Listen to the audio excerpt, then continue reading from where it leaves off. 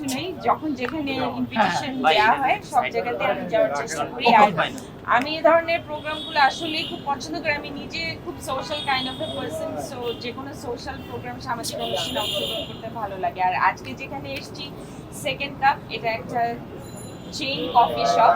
তো আমি অনেক অনেক সাধুবাদ জানাই এ ধরনের উদ্যোগগুলোকে, কারণ আসলে আমাদের বাঙালিদের রিক্রিয়েশনের জন্য খুব বেশি কিছু আছে বলে আমার কাছে মনে হয় না, কিন্তু আমার কাছে মনে হয় যে এই কালচারগুলো এখন আস্তে আস্তে আমরা অ্যাকাস্টমড হচ্ছি, এবং এই কফি কালচার কিংবা রেস্টুরেন্ট কালচার, এগুলো আমাদের বাঙালিদের জন্য এখন অনেক বড় একটা রিক্রিয়েশনের জায়গা।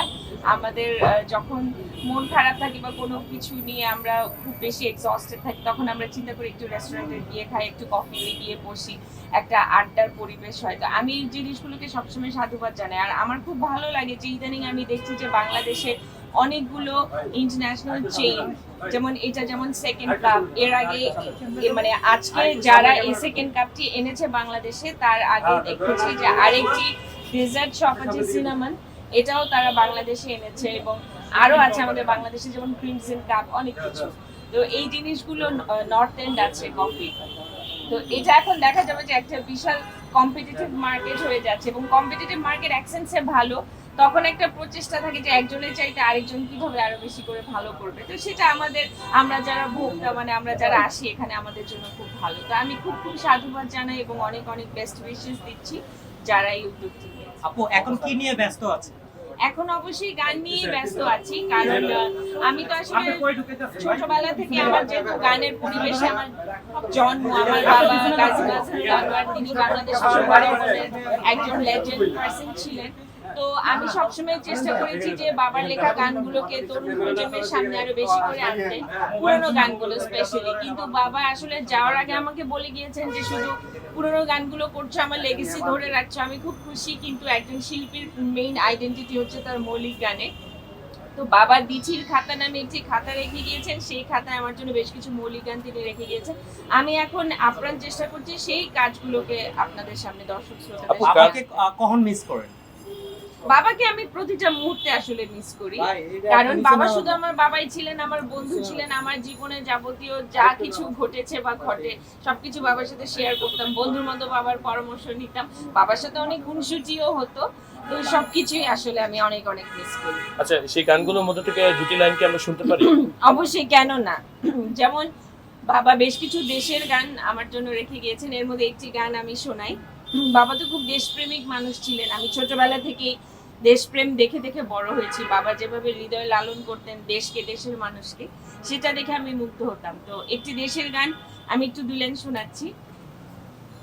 না জাগলে গাছের ডালে হাজার পাখির ঝাঁক, না শুনলে কুয়ার থেকে লাল মোরগের ডাক, বটের ছায় না বাজলে চৈতি মেলার ঢাক, আমার সকাল কাটে না মাগো, সকাল কাটে না, আমার সকাল কাটে না মাগো, সকাল কাটে না, ইত্যাদি আরো অজস্র দেশের গান তিনি আমার জন্য রেখে দিয়েছেন। আমি এক এক করে সবগুলি আপনাদের সামনে আনবো। ইনফ্যাক্ট এখন আমাকে যে অবস্থায় দেখছেন, আমি রেডি হয়ে এসেছি, একটা চ্যানেলে আমি যাব, সেখানে একটি গান আমার আজকে রেকর্ডিং হবে, সেটাও খুব তাড়াতাড়ি আপনারা দেখতে পারবেন। কিছু গান ইউটিউবের জন্য রেডি করছি, কারণ এখন তো মিউজিক ভিডিওর যুগ আসলে। আর একটা যে জিনিসটা আমি শেয়ার করতে চাই, সার্বিক পরিস্থিতির কারণে এখন স্বভাবতই মঞ্চের অনুষ্ঠানগুলো একেবারে নেই বললেই চলে, খুবই কম, খুব বেশি অনুষ্ঠানের আয়োজন আসলে হচ্ছে না। এই চ্যানেলগুলোতেই দেখা যাচ্ছে যে মোটামুটি ভাবে আমাদের শিল্পীদেরকে বাঁচিয়ে রেখেছে, লাইভ প্রোগ্রামগুলো হচ্ছে। তো আমরা সেই প্রোগ্রামগুলোতে অংশগ্রহণ করছি, এবং আমি আশা করছি যে খুব তাড়াতাড়ি এই অবস্থা থেকে আমাদের মানে আমি বলবো যে বেশি বেশি করে অনুষ্ঠান হোক, এবং আমাদের সব শিল্পীরা যেন খেয়ে পরে সুন্দরভাবে বাঁচতে পারে, এটা আমার কর্তৃপক্ষের দৃষ্টি আকর্ষণ করছে আপনাদের মাধ্যমে। বাবা তো 20,000-এর উপরে গান লিখেছেন। এই গানগুলো পুরোনো গান, এতটাই জনপ্রিয়, আমি বলবো যে তার লেখা গানের ভেতর থেকে 90% গানই মানে অসম্ভব জনপ্রিয়তা পেয়েছে। কিন্তু দেখা যাচ্ছে কি, এই গানগুলো ইউটিউবে আছে, পুরোনো গানগুলো যেভাবে চিত্রায়ন করা আছে ওভাবে, কিন্তু এখন তো আসলে মানে যুগের সাথে তাল মিলিয়ে আমাদেরকে চলতে হয়। তো দেখা যায় যে ওল্ড ইজ গোল্ড একটা কথাই আছে, সেই পুরোনো গানগুলোকে আমরা নতুন করে রিমেক করছি, রিমিক্স করছি। এটা নিঃসন্দেহে ভালো একটা দিক আমি বলবো। যেমন কিছুদিন আগে আমরা একটা কিছুদিন আগে না, মানে বাবা মারা যাওয়ার 1 বছর, বাবা 2022 সালে চলে গেলেন, 2023 সালে আমরা বাবার একটা ইউটিউব চ্যানেল লঞ্চ করি, কাজী মাজহারুল আনোয়ার আমাদের গান নামে। একটা কোম্পানির সাথে সম্পৃক্ত হয়ে আমরা করেছি। তো সেখানে বাবার লেখা পুরনো গানের ভেতর থেকে 8টি গানকে আমরা সিলেক্ট করেছি এবং গানগুলো নতুন করে কম্পোজিশন করেছেন ইমন সাহা, সত্য সাহার ছেলে। এবং গানগুলো আমরা প্রত্যেকটা তরুণ প্রজন্মের শিল্পীদেরকে দিয়ে গাইছি, কারণ আমরা চাই যে এই গানগুলো তরুণ প্রজন্মের কণ্ঠে আরো হাজার হাজার বছর বেঁচে থাকুক। তো আমরা এই রিমিক্স বলেন বা রিমেক বলেন, এই জিনিসগুলোকে আমরা সবসময় সাপোর্ট করি।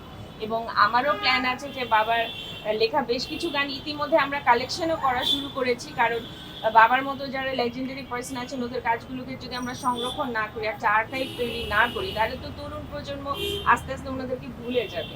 তো সেই উদ্যোগ থেকে আমরা যেটা করেছি, বাবার লেখা গান দিয়ে আমরা বই বের করেছি, অল্প কথার গল্প গান নামে। সেখানে একে একে 4টি খণ্ড বের হয়েছে এবং প্রত্যেকটি খণ্ডে আপনারা বাবার লেখা প্রায় 200টি গান করে আপনারা পাবেন, পুরো লিরিক্স সহ, এবং গানের পেছনের ইতিহাসগুলোও পাবেন। কারণ বাবা সবসময় গানের গল্পগুলো আমাদেরকে বলতেন, কিছু আমাদের মনে আছে, কিছু আমরা লিখে রেখেছি, সেগুলো দিয়ে আমরা বই আকারে বের করছি।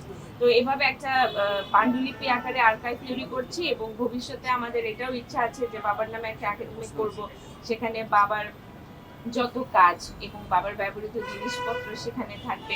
তরুণ প্রজন্মের ছেলেমেয়েরা আসবে, আমার বাবা সম্পর্কে জানবে। এবং আমি মনে করি এটা তো আমরা গাজী মাজহারুল আনোয়ারের পরিবার হিসেবে এই উদ্যোগটা নিয়েছি। আমি সবাইকে, আরো যারা কিংবদন্তি সন্তানরা রয়েছেন বিভিন্ন সেক্টরে, চলচ্চিত্র এবং সঙ্গীতে, আমি প্রত্যেকে আহ্বান জানাবো যে আপনারা আপনাদের বাবা মার কাজগুলো এভাবে সংরক্ষণ করুন। তবে যে কোনো কাজ সরকারি হস্তক্ষেপ ছাড়া আসলে বড় হয় না।